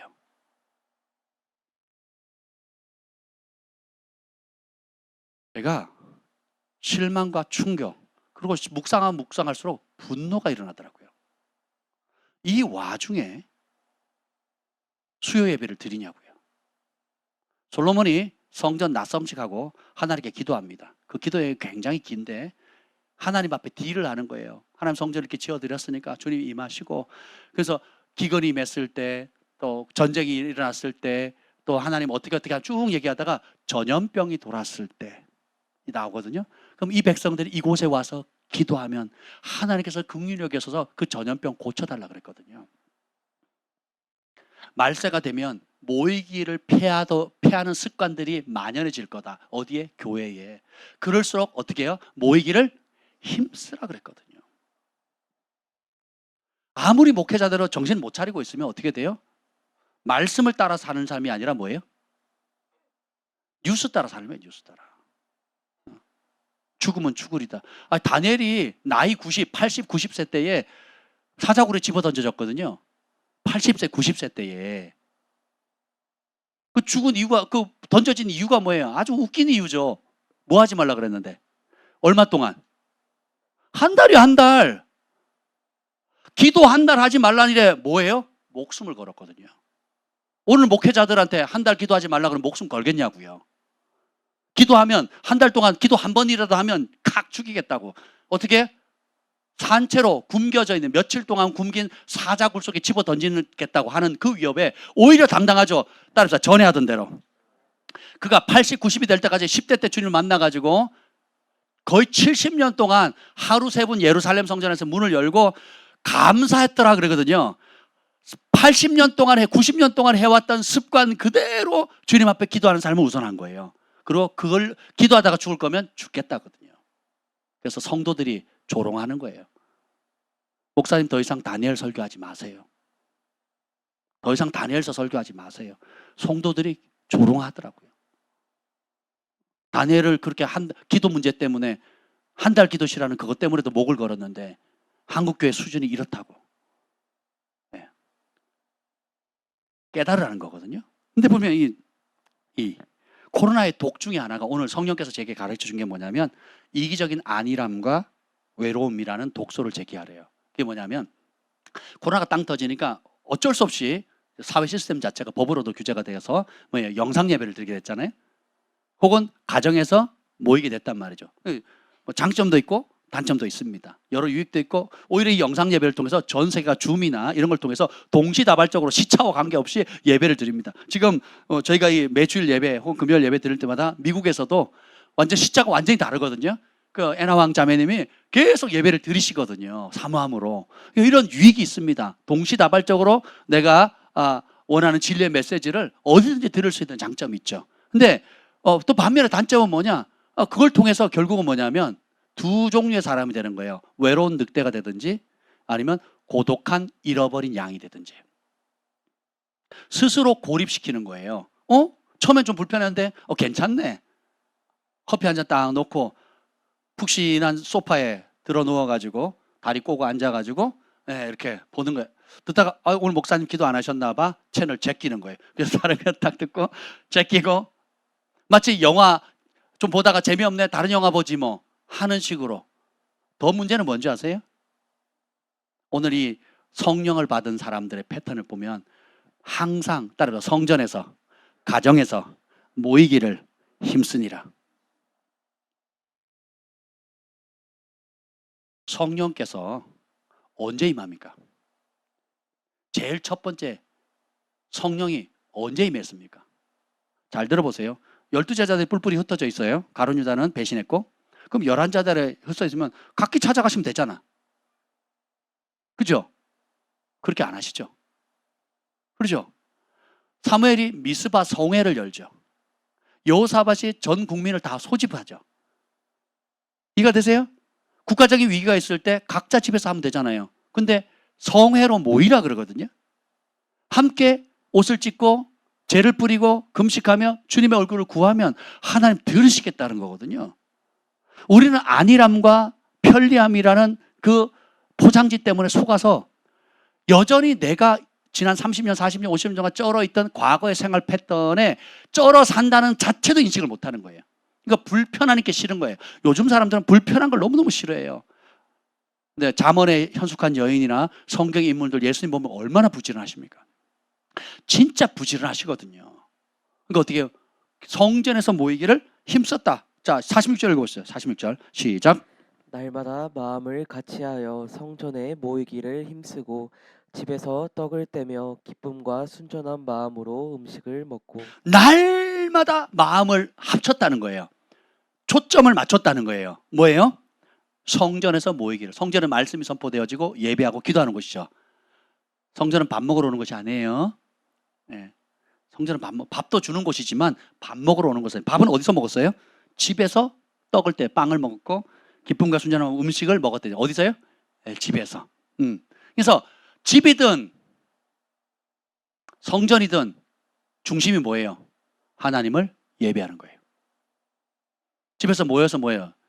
시시덕거리면서 있는 사람들끼리 모여서 고급 요리 먹고 가난한 사람들은 모여서 그런데 못 끼는 그런 게 아니고 있든 없든 부하든 가난하든 자기 집을 개방하는 거예요. 이 시대의 큰 병폐 중에 하나가 목회자들도 성도들 집 방문하기가 어렵습니다. 개방을 안 합니다. 사업체 방문도 어렵고요. 개인 집 방문도 어렵습니다. 우리 교회는 예외예요. 저희가 안 가려고 하지. 저희가 안 가려고 하는 거지. 초청은 막 계속 오라고 하는데 저희가 의도적으로 안 가는 거거든요. 특별한 상황이 아니면 저희가 아직은 안 갑니다. 저희가 안 가는 거지. 일반 여러분 교회 가보세요. 못 간다니까요. 그리고 가면 싫어해요. 올 때도 목사님만 오라 그래요. 목사님 부부만 오라 그래요. 성도들에게 내가 사는 모습을 보이는 걸 싫어한다니까요. 뭐예요? 기준 자체가 세상의 기준인 거예요. 잘 사는 사람은 가난한 사람이 내 집에 들어오는 게 싫고 가난한 사람은 내가 이렇게 어렵게 사는 것을 성도들에게 보이기가 싫다는 거예요. 또 가정의 영적 분위기라는 게 있잖아요. 부부관계나 자식의 문제라든지 질병이라든지 이런 걸 보이기가 싫다는 거거든요. 근데 성령이 임하니까 어떻게 돼요? 오히려 그것이 기도 제목이 되고 기적의 장이 되고 그러니까 말씀이 필요하죠. 그러니까 기도가 필요하죠. 내 힘으로 안 되니까 성도들이 와서 목사들이 와서 축복하는 거고. 그죠? 얼마든지 모든 어려운 상황이 기적의 무대가 되는 거예요. 성령이 역사하니까. 근데 이 코로나의 독이 뭐예요? 다 스스로 차단하는 거예요. 스스로 길 잃어버린 양이 되는 거예요. 스스로 외로운 양이나 사단이 너는 외로운 양이 아니고 외로운 늑대야, 늑대. 하나님도 널 버리셨어. 너는 이제 끝났어. 라고 절망의 늪으로 끌어가거든요. 근데 성령께서 이 아침에 그 말씀 주셨어요. 그 코로나의 독소가 예수님의 이름으로 제거됩니다. 그래서 여기 보면 되게 재밌는 표현이 많았는데 성령이 임하니까 42절 읽어보세요. 42절 시작. 그들이 사도의 가르침을 받아 서로 교제하고. 서로 뭐 했다고요? 교제는 혼자 하는 거예요? 여럿이 하는 거예요? 여러분이 혼자 있는다 그럼 잘못된 영을 받은 겁니다. 하나님께 기도하는 시간, 말씀을 묵상하고 주님과 독대하는 시간을 제외하고 혼자 있는 것이 더 즐겁다는 사람은요, 잘못된 길로 가고 있습니다. 성령이 임하니까 어떻게 돼요? 그 기쁜 소식을 너는 말씀을 전파하라, 선포하라 할 때는요, 왕의 칙령을 공포하는 거와 똑같은 개념이거든요. 듣든지 아니 듣든지 알려야 될 의무가 있어요. 얼마 전에 북한에서 미사일 하나 쏘니까 제가 아침에 운동하고 있는데 막 사이렌 울리고 난리가 났어요. 그래서 서울시에서 올렸다가 사이렌 울렸다고 막 그것 때문에 막 분쟁이 많았죠. 뭐 잘했다 그러고 뭐 그게 너무 뭐 했다고 막 알리잖아요. 근데 그 공무원은 매뉴얼에 따라서 뭐가 오면 어떻게 돼요? 알리는 게 의무잖아요. 그러니까 복음을 너는 말씀을 전파하라, 때를 얻든지 뭐든지 항상 힘쓰라. 그 말씀은 뭐냐면 듣는 사람의 반응과 상관없이 전하라는 거거든요. 예수님만이 구원의 길이다, 살 길이다. 아멘. 뭐 혼자 전할 수 있어요? 방구석에서 혼자 전할 수 있습니까? 그리고 여기 보면 서로 떡을 떼고 서로 기도하고 날마다 모이기를 힘쓰고 또 사도들의 가르침을 받아 뭐 여러 가지 조건들이 있는데 절대로 혼자 할 수 있는 게 아닙니다. 내가 예수를 믿었는데 나 혼자 즐겁고 나 혼자 행복하다? 그건 잘못된 영입니다. 여기 보면 서로 교제하죠. 44절. 44절 시작. 믿는 사람이 다 함께 있어 모든 물건을 서로 통용하고. 자, 여러분 예수 믿는 사람이에요? 의심하는 사람이에요? 다시 묻겠습니다. 믿는 사람, 의심하는 사람? 자, 믿는 사람이면 어떻게 있어야 돼요? 혼자 있어야 돼요? 함께 있어야 돼요? 근데 함께는 얼마나 함께 있어요? 여기 앞에 뭐 함께자 앞에 다. 여러분 사업을 해보면 제일 힘든 게 사람 대하는 거잖아요. 학교 선생님도 제일 힘든 게 아이러니하게 아이를 가리키는 보람이 제일 큰 게 교사의 사명인 동시에 제일 큰 스트레스도 아이들이거든요. 사람 사는 게, 관계하는 게 참 어렵습니다. 근데 아이러니하게도 나를 어렵게 하고 나를 힘들게 하는 그 사람들이 하나님이 주실 최고의 선물이고 이후에 주님 앞에 섰을 때 최고의 자랑이자 면류관이 되는 거예요. 세상도 그렇게 돌아가죠. 영어 선생님은 영어 잘하는 사람 가르쳐요? 못하는 사람 가르쳐요? 어떤 영어 선생님이 훌륭합니까? 잘하는 사람을 잘하게 하는 거예요? 아니면 못하는 사람을 잘하게 하는 사람입니까? 의사가 건강한 사람 고치는 의사가 훌륭한 의사예요? 불치병을 고치는 의사가 훌륭한 사람입니까? 여러분이 전도도 마찬가지죠. 전도 잘 받는 사람 전도하는 게 잘 전도하는 겁니까? 아니면 완악하고 강팍하고 안 받을 것 같은 사람한테 복음을 전하는 게 우리가 해야 할 일입니까? 여러분, 우리가 그만큼 안일하게 생각하고 산다는 거예요. 수련을 할 때마다 또 선교 여행을 갈 때 또 교회 일을 할 때 보면 여러분의 삶의 수준이나 집안의 환경이나 상황이 다 틀려요. 저는 아주 오래된 빌라에 삽니다. 아주 오래된 길동에 빌라에 살아요. 진짜 덥습니다. 들어가면 그냥 찜통이에요. 막 그냥 불이 임합니다. 불이 위에서도 내려오고 옆에서 내려오고 불이 임합니다. 그리고 바로 앞동이랑 그냥 보여요. 요 절반 거리입니다. 그냥 요거 한 절반 거리 그냥 보이거든요. 예. 또 어떤 사람 집에 가보면 뭐 우리처럼 힘들어요, 뭐 어렵게 살아요. 한번 보면 에어컨 빵빵하게 틀고요. 그럼 아주 세련된 건물에 아주 그렇게 살면서 자기도 어렵게 산다고 얘기를 하거든요. 한번 생각해 봅시다. 그리고 반지하에 사는 사람도 있고 또 월세 사는 사람도 있고 뭐 다양한 형태의 사람들이 있단 말이죠. 그런 사람이 한 교회에 모였어요. 에어컨을 틀어야 될까요? 말아야 될까요? 저희 집은 에어컨을 안 틀거든요. 에어컨이 없어서 안 트는 게 아니에요. 다 있습니다. 방마다. 안 틀기로 결정한 거거든요. 에어컨이 없어서 안 트는 게 아니라 거실에도 있고 저희 방에도 있고 위층에도 있습니다. 다 설치해냈어요. 안 틀거든요. 김 목사님의 영향력이 어마무시합니다. 저희 집에. 그럼 뭐냐? 선풍기 트는데 선풍기도 타이머 걸어요. 타이머 걸어서 쓴단 말이에요. 그러면 제가 여러분에게 저희처럼 사세라고 강요할 문제가 아니거든요. 우리는 자원해서 그렇게 하는 거거든요. 여러 이유가 있어 자원해서 그렇게 하는 거거든요. 여러분이 교회 봉사하는 것도 마찬가지고 헌금 사는 생활도 마찬가지고 다 뭐예요?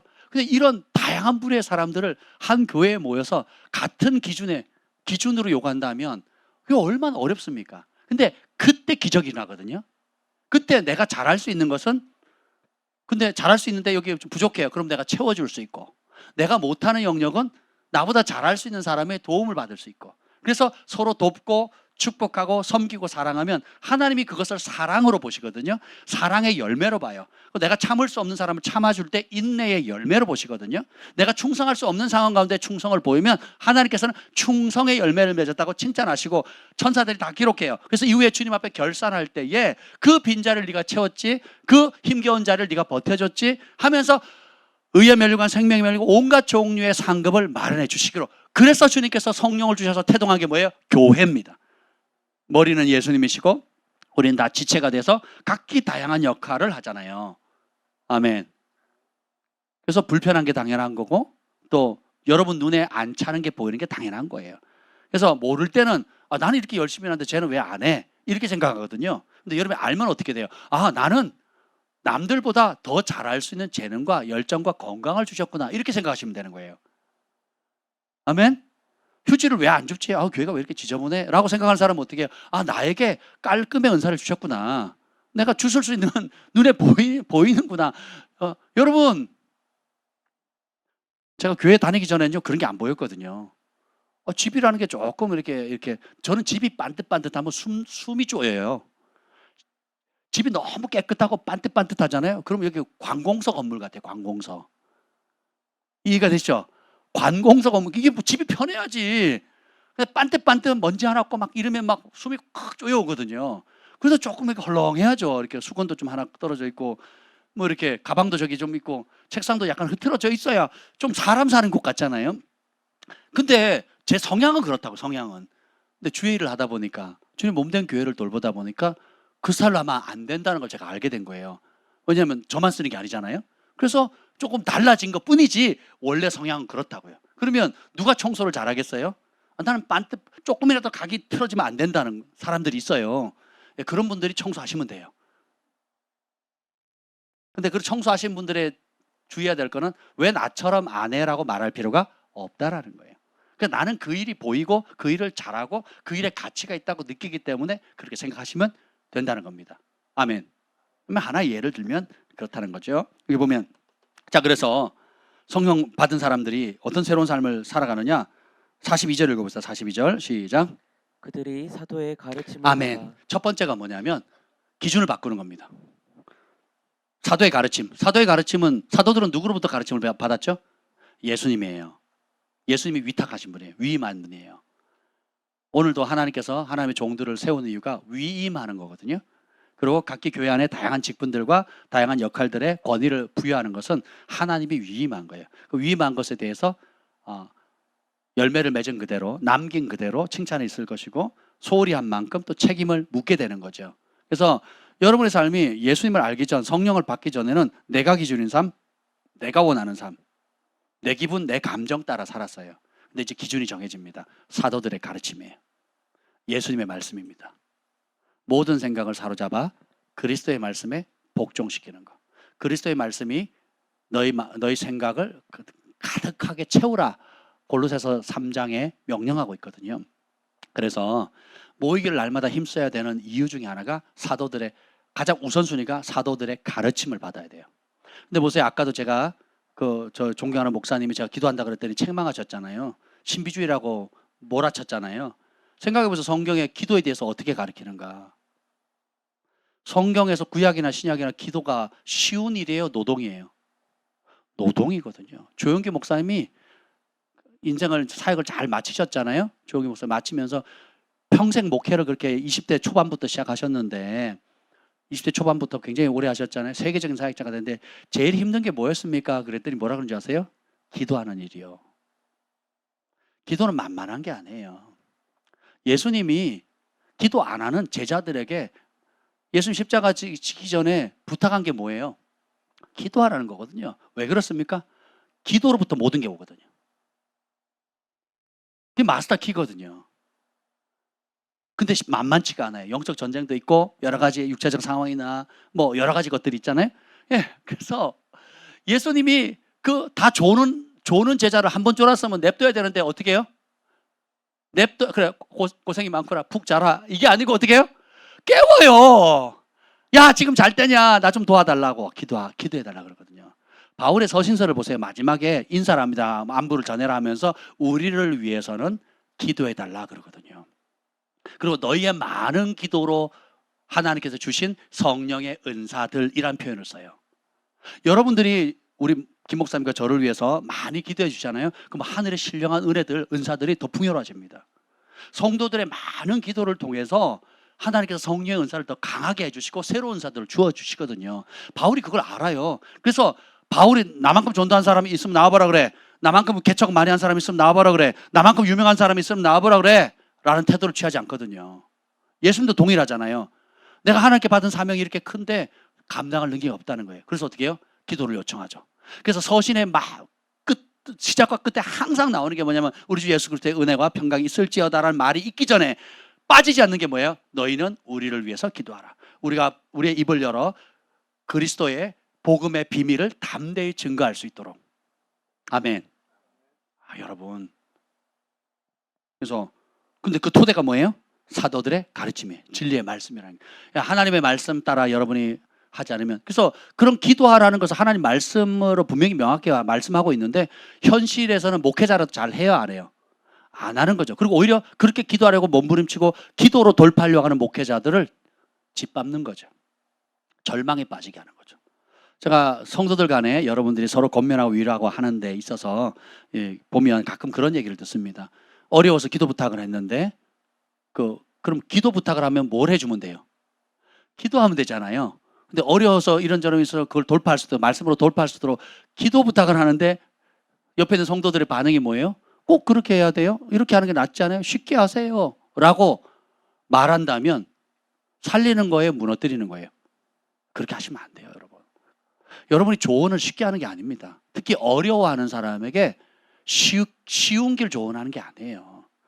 여러분이 쉬운 길을 조언하도록 받은 게 아니라 사도들의 가르침, 예수님의 가르침, 진리의 말씀으로 이 사람이 가고 있다 그러면 그걸 격려해 줘야 돼요. 힘들지요? 알아요. 저도 힘든 거 알아요. 우리가 중보할게요. 도와줄게요. 내가 무시로 기도해 줄게요. 이러셔야 돼요. 힘들어요? 이렇게 하면 되지.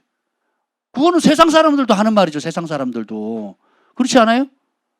내가 하는 조언이 살리려면, 도움이 되려면 힘들고 불편할지라도 사도들의 가르침, 예수님의 가르침, 진리의 말씀으로 내가 조언하고 있는가를 먼저 살피셔야 돼요. 안 그러면 입을 다무셔야 돼요. 미련한 자라도 입을 다물고 있으면 지혜롭게 여겨진다 그랬잖아요. 아멘. 아멘. 그래서 그냥 기도를 부탁하면 기도하시면 돼요. 그리고 조언은 항상 어떻게 해요? 내가 지금 하는 이 말이 하나님의 말씀에 적어도 2가지, 3가지 이상의 근거를 가지고 있는가를 확증하셔야 돼요. 그러면 여러분은 축복의 통로가 됩니다. 근데 확신이 없고 습관적으로 예전에 들었던 대로 많은 사람들이 많은 교회에서 하던 패턴으로 한다면 여러분 어떻게 해요? 아직도 그 찌든 때 옛 생활의 방식, 옛 사고 방식이 안 빠진 거예요. 그걸 인식하면 여러분 성장합니다. 근데 그걸 인식하도록 도와주는 게 성령님이시거든요. 아멘. 인식하는 은혜가 있기를 축복합니다. 그래서 첫 번째가 사도의 가르침이고 내 신념, 내 기준을 버리셔야 돼요. 두 번째가 서로 교제하라는 건데 함께하는 사랑의 법을 이루셔야 돼요.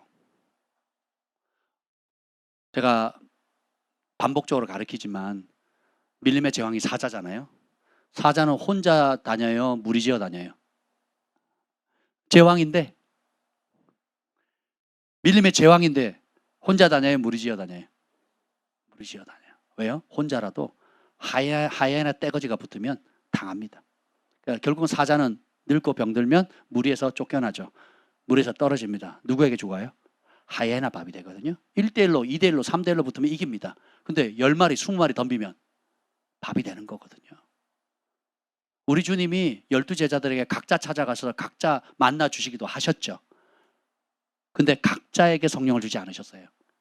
약속한 대로 기다려라, 모여라. 그리고 모였을 때 부으셨죠. 그리고 흩어져라 하지 않고 어떻게 해요? 모이기를 힘쓰라. 그리고 모여서 사도들의 가르침 받고, 그 다음에 어떻게 해요? 서로 돕고 서로 먹이고. 여기 보면 45절 읽어봅시다. 45절 시작. 또 재산과 소유를 팔아 각 사람의 필요를 따라 나눠주며 전에는 어떻게 해요? 내가 행복하면 돼요. 내가 한 자리 차지하면 됐어요. 제자들도. 근데 이제는 어떻게 돼요? 재산과 자기 걸 어떻게 해요? 나눠주라는 거죠. 어디요? 공평하게 나누는 건 공산주의입니다. 사실 공산주의는 공평하지도 않지만 이론상 그렇다고요. 공평하게 교회는 공평하게 나누는 곳이 아니에요. 필요를 따라 나누는 겁니다. 아픈 사람에게, 배고픈 사람에게 더 먹을 걸 주는 거고, 아픈 사람에게 더 의료적인 혜택을 주는 겁니다. 못 배운 사람에게 더 배움의 기회를 주는 거고요. 이해가 되세요? 그래서 많은 은사와 능력, 큰 부르심을 받았기 때문에 더 많은 사람, 어려운 사람을 돕는 거고요. 적은 은혜를 받았기 때문에 작은 일에 충성한 법을 배우는 것이고요. 완전히 달라요. 여러분, 그래서 공평이라는 개념을 여러분들이 세상의 기준으로 가지시면 안 됩니다. 그래서 필요를 따라 나눠주게 되죠. 그래서 함께하는 법을 배웁니다. 그래서 성령의 모든 9가지 은사들은 사람을 섬기는 거예요. 사람을 대하는 겁니다. 사람을 섬기지 않는 모든 수고는 헛겁니다. 어떤 건물이든 여기 지방에 가보세요. 건물은 크고 또 가끔 이제 뉴스에 나오거나 유튜브에 뭐가 나오냐면 수백억 대의 타운을 만들었는데 텅 비어 있습니다. 지방에. 이런저런 이유로. 그리고 흉가가 되고 폐가 되고 고속도로까지 도로까지 아스팔트로 막 이렇게 나 있거든요. 펜션에 혹은 뭐 아파트에 최고급 자재를 써가지고 했단 말이죠. 정부 지원을 받아서 뭐 몇백억에 혹은 큰 돈을 가지고 했는데 폐허의 흉물이거든요. 그러니까 뉴스에 나오는 거예요. 왜요? 사람이 안 살거든요. 안타깝다 이런 생각 들죠? 하늘이 우리를 볼 때 그럴 수 있다는 겁니다. 여러분이 원하는 만큼 기대치 만큼의 재정이나 이런 것이 안 들어온다 할지라도 주님 많은 걸 요구하지 않잖아요. 내 손에 있는 거, 내가 가지고 있는 거 가지고 기도하면 성령께서 필요를 보여주시고 그 필요를 따라 하나님 나라를 위해서, 교회를 위해서, 성도들을 위해서, 고아 가부들을 위해서, 선교지를 위해서 다양한 형태의 사람들을 어떻게 돼요? 섬기고 나눠주라는 거예요. 그러면 그걸 기록하신다는 거예요. 그리고 주님께서 축복하신다는 거예요. 그래서 그렇게 의인은 종일토록 구워주고 나눠주고 베풀어줘도 계속 새롭게 샘솟는 은혜가 있거든요. 왜냐하면 세상 사람들은 내가 쥐고 있는 걸 써면 없잖아요. 근데 하나님은 기록하시죠. 그리고 어떻게 해요? 공급하시죠. 그래서 내가 열을 심었는데 1000배의 복을 받는 겁니다. 농사 지어보세요. 고추 그 모종 하나에 수백 개가 열리거든요. 수백 개. 심을 때는 고단하고 힘들었지만 하나 심으니까 그 한 모종대에서 수백 개의 열매가 맺는 게 하나님이 올린 거잖아요. 우리가 전에 그걸 몰랐을 때는 움켜쥐고 쌓아두거든요. 야고보는 말세에 화이트를 진저 너희가 말세에 재물을 쌓았다 그랬거든요. 주님께서 쌓으라고 주신 게 아니라 어떻게 해요? 하나님 나라에서 심고 나누라고 주신 거거든요. 그래서 성령을 받으니까 누가 시킬 줄 알았는데 공통적으로 뭐예요? 성령이 임함에 따라서 어떻게 해요? 사람들의 필요가 보이죠. 그러니까 자기 재산과 자기 소유를 팔아서 각 사람의 필요를 나눠주는 거예요. 어떤 사람들은 자기 거 절대 안 건드는 사람이 있어요. 저희 친구들 중에 그런 사람 경우가 있는데 도와달라고 하면 돕겠다 그래요. 자기 거 절대 안 씁니다. 남의 거 가져와가지고 생색내는 거거든요. 자기 향유를 깨뜨리는 법이 없는 친구도 있더라고요. 제가 그러네. 살아보니까 그게 딱 깨달아지더라고요. 도와주기는 하는데 자기 건 안 깨뜨려요. 절대로 자기 건 손 안 댑니다. 그냥 진짜 어떤 목돈 들어갈 것 있죠. 자기가 안 깹니다. 자기가 안 깨고 다른 사람한테 얘기해가지고 이렇게 그나마 안 하는 것도 나은데 근데 그걸 누가 아세요? 하나님이 하시는 거다. 인색한 거를. 남의 돈은 쉽고 자기 돈은 아까운 거예요. 이건 뭐 세상의 방식인 거거든요. 근데 우리 하나님을 경외하는 사람은 저기 전에 김 목사님 저하고 어떻게 살았는지 여러분 말씀드렸잖아요. 주님 몸된 교회를 위해서, 선교사님들을 위해서, 또 주변에 필요한 가난한 성도들이나 필요한 어려운 사람들을 위해서 어떻게 하는가. 이 여름에 에어컨 안 켜고 거실에서 우리가 살아가잖아요. 물론 너무 더우면 키기도 해요. 키기도 하지만 그렇게 아껴서 저축해가지고 적금 들여서 든 돈을 가지고 하나님 나라 위해서 쓰는 거거든요. 그냥 안 미운 게 아껴서 그 아낀 걸 가지고 뭐예요? 하나님 나라에 쓰거든요. 저는 일단 쓰자. 하나님 채우실 거다. 저는 이런 주의고 이분은 아니다. 아껴야 된다. 우리 잘 마음을 다 알죠. 왜 그렇게 하는지. 하나님도 감동하지 않으시겠어요? 그러니까 작은 일에 충성되고 아껴서 하니까. 우리 성도들도 보니까 정말 그렇게 꼼꼼하게 잘 하시는 분들이 꽤 있으시더라고요. 우리가 넉넉히 그냥 편안하게 할 수도 있지만 그렇다고 뭐 죄될 건 아니잖아요. 그렇지만 더 큰, 더 소중한, 더 가치 있는 일을 위해서 스스로 검소하게 줄여가면서 이렇게 하는 것들, 야, 하나님 기뻐하신다는 거예요. 아멘. 그래서 진짜 여러분이 하나님 앞에 존귀한 자가 되기를, 존귀한 자는 존귀한 일을 생각하느니 그는 항상 존귀한 일에 서리라. 이사야서 32장 말씀이 나와 있잖아요. 그럼 우리가 생각이 전에는 썩어질 거 육의 본능이나 나를 중심적으로 이기적인 것에 초점이 맞췄단 말이죠. 근데 성령 받으니까 하나님께서 새 영을 부어주시잖아요. 그럼 존귀한 자가 됐죠. 그럼 이제는 어떻게 하늘이 보기에, 세상이 아니에요, 내가 보기에가 아니에요, 하늘이 보기에 존귀한 일을 생각하는 거예요.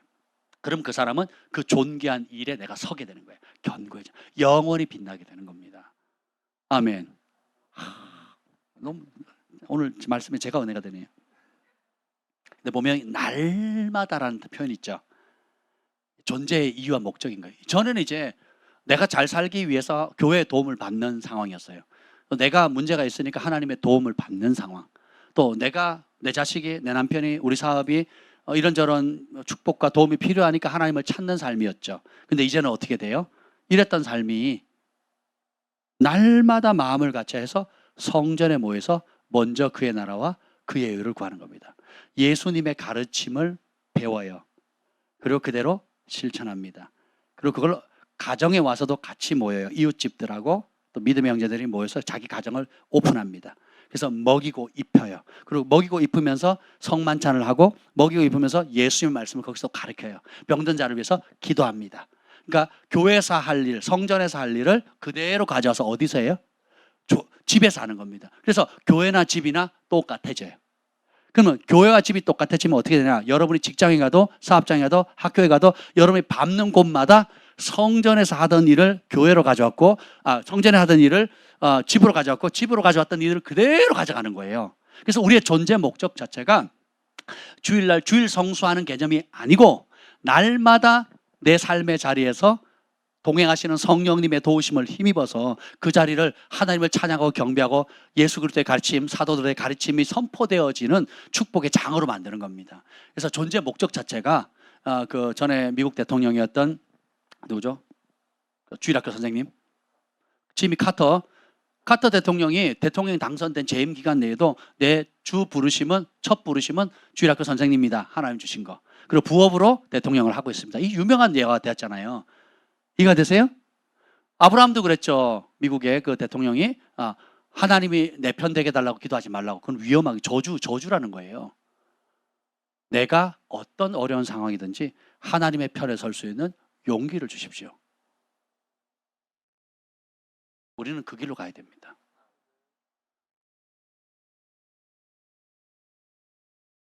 (47절) 읽겠습니다. 시작. 하나님을 찬미하며 또 온 백성에게 친송을 받으니 주께서 구원받는 사람을 날마다 더하게 하시리라.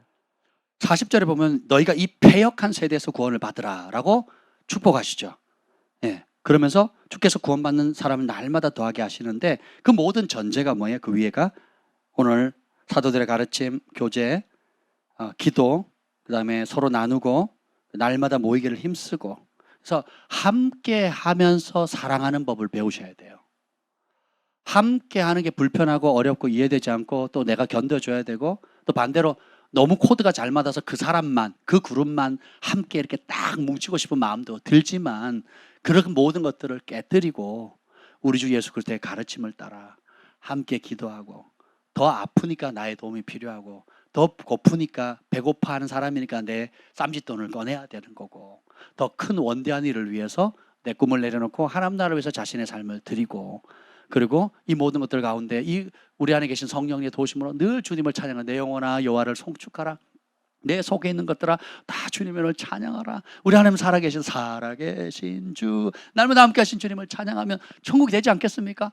그러니까 초대교회가 그렇게 핍박받고 어려움을 당해도 사도들 말씀에 막 표적과 이적과 기사가 막, 성령의 역사가 막 일어나고, 성도들이 그걸 보면 볼수록 믿음은 더 커지고, 더 커지니까 어떻게 스스로 자원해서 자기가 할 수 있는 모든 것들을 아낌없이 나누고 함께 하는 법을 배우는 거거든요.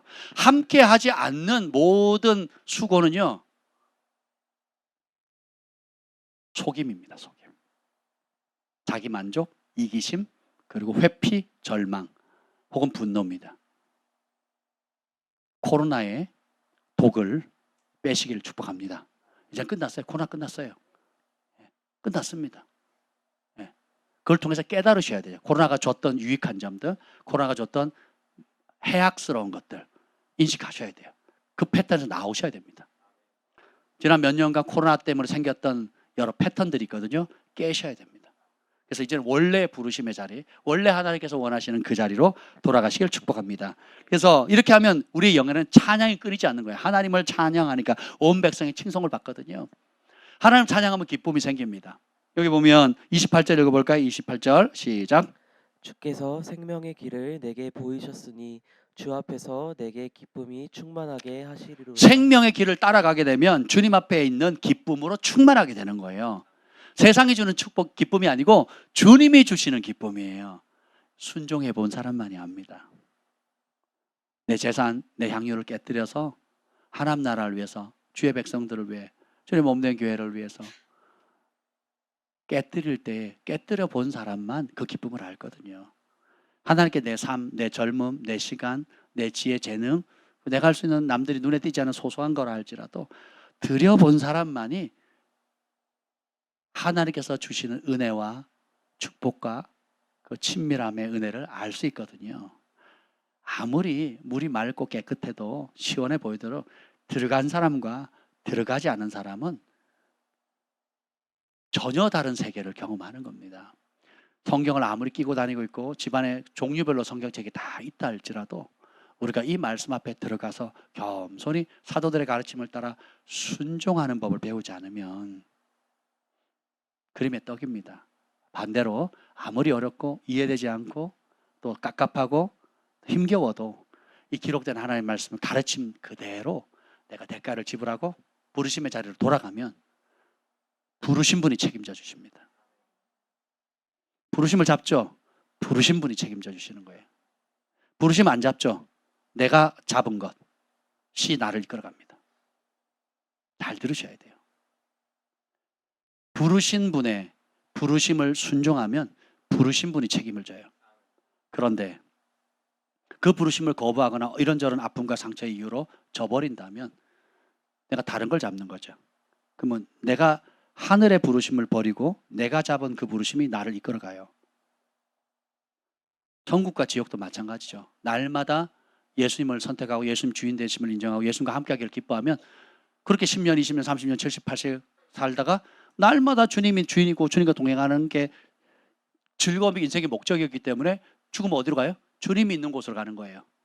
근데 몸은 교회를 다닌다 할지라도 내 마음은 세상에 가 있고 내 마음은 애굽에 가 있는 거예요. 그래서 주님이 나한테 가끔은 필요한데 성가실 때가 더 많은 거예요. 가끔은 도와주셔서 감사하긴 한데 불편할 때가 너무 많은 거예요. 왜요? 내 삶의 주인이 나거든요. 마음이 딴 데가 있거든요. 콩밭에 가 있거든요. 그러니까 불편한 거예요. 불편한 동거가 계속 있는 거예요.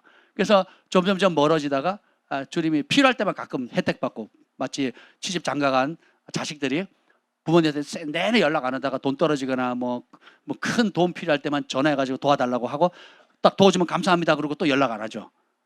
이런 식으로 주님을 경외하는 것은 내가 주님과 동행하기를 불편해했기 때문에 죽어서도 어떻게 해요? 일평생 10년, 30년, 50년 불편한 동거가 시작됐기 때문에 죽어서도 불편하기 때문에 내가 평생 예수님이 아닌 다른 즐거워했던 것과 함께 영혼을 보내게 된다는 것입니다. 그것이 하나님의 공의예요. 여러분이 진짜 사랑하는 것. 원수 마귀는 쓴뿌리를 심게 하거든요. 사람에 대한 실망, 심지어 교회에 대한 실망, 목회자에 대한 실망, 또 성도들에 대한 실망, 또 내가 너무 원했는데 너무 간절히 기도했는데 응답되지 않은 기도에 대한 아픔들, 또 내가 사랑하는 자를 잃어버린 상실감들, 여러 다양한 이유들이 있어요. 그런데 사실은 그때가 여전히 내가 하나님 말씀을 신뢰하고 있는가 있지 않는가, 내 마음의 실상이 드러나는 시간이거든요. 실패하든 성공하든 믿음을 표현하든 표현하지 않든 은혜입니다. 내 모습이 드러나는 거거든요. 내 실상이 드러나는 거거든요. 탓하지 맙시다. 과거에 후회하지 마시고 그러면 요 상태를 그대로 하나님께 가져가는 거예요. 내 모습 그대로 가져가는 겁니다. 그리고 하나님 내가 지금 이렇습니다. 긍휼을 베풀어 주세요. 나병 환자는 주님 앞에 갔을 때 건강한 척 안 하거든요. 뭘 원하느냐? 깨끗해지기를 원합니다. 소경이 주님 앞에 갔을 때 보는 척 하지 않거든요. 나 못 봅니다. 뭘 원하느냐? 눈을 뜨게 해주십시오.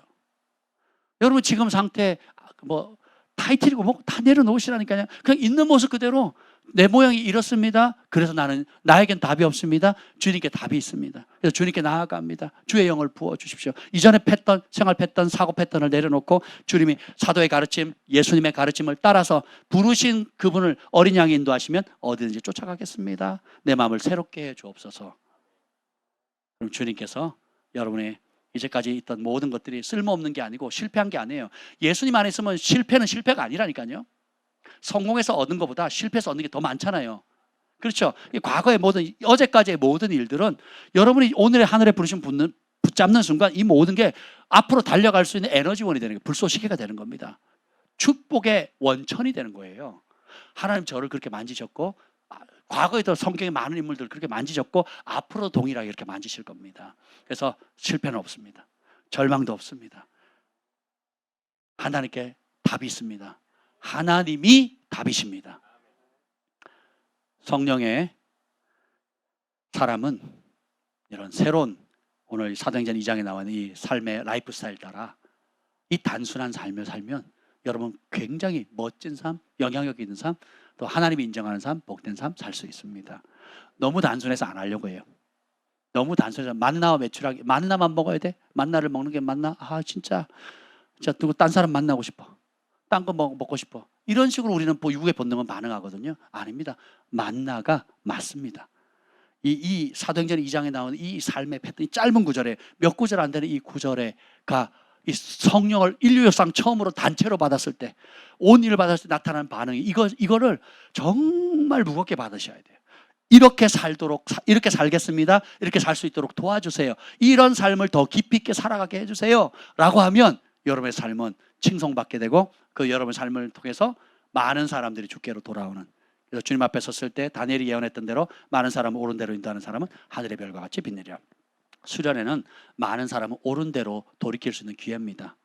결혼식도 장례식도 여러분의 직장도 삶도 여러 모든 삶의 상황들도 많은 사람들을 옳은 대로 이끌어올 수 있는 기회로 만드시기를 예수님의 이름으로 축복합니다. 기도하겠습니다. 주님 감사합니다. 오늘 이전에 옛 삶의 사고방식을 떨쳐버리고 그 삶에는 답이 없음을 고백합니다. 나에겐 답이 없습니다. 그러나 하나님께 답이 있고 하나님이 답이십니다. 그러기에 하나님이 우리의 전부이십니다. 오 주님, 오늘 더 이상 이 코로나가 뿌린 못된 독들, 외로움과 이기심과 안일함과 또 자기 연민의 늪에서 이제는 벗어나고 우리에게 성령을 주시고 진리의 가르침, 예수님의 가르침을 주시고 이제는 성전에 모이기를 힘쓰며 또 나보다 어려운 사람을 둘러보고 실질적으로 도와줄 수 있는 사랑의 영을 풍성히 부어 주시옵소서. 이제는 우리 구주 예수 그리스도의 은혜와 하나님 아버지의 극진하신 사랑과 성령의 감화 감동 충만하심이 오늘 성령의 사람으로 새로운 삶의 방식으로 살기로 다짐하는 주의 백성들 위해 영원토록 함께 있을지어다. 아멘.